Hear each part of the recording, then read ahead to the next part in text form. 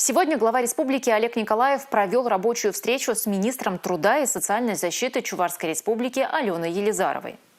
Ситуация на рынке труда на сегодня достаточно стабильна. По статистике, в республике 578 тысяч трудоспособных людей. 556 тысяч из них классифицируются как занятые. Оставшиеся 22 тысячи – безработные. Если сравнивать с прошлым годом, то безработица составляла 4,9%, что на процент больше. Наша главная цель, безусловно, сейчас – это работать на опережение, на профилактирование и предупреждение кризисных моментов, которые могут возникать у работодателя с учетом текущей ситуации. И, безусловно, мы нацелены сохранить рабочие места и занятость наших граждан. На сегодняшний день Центр занятости развернул у нас в этом направлении оперативный мониторинг. И главным образом мы внедряем уже проактивный формат.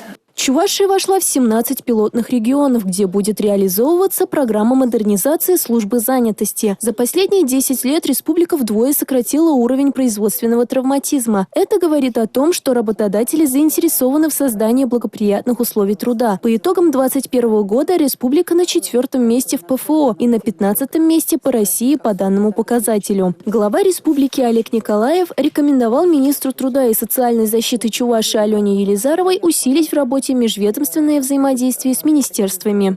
Я не услышал ни из доклада, ни на слайдах не увидел зону межведомственного взаимодействия по направлениям и какие задачи мы решаем совместно с министерствами. Поэтому я бы вам порекомендовал с точки зрения сейчас актуализации стратегии обратить на это внимание и по примеру других органов исполнительной власти, может быть, даже их зафиксировать в виде совместных приказов.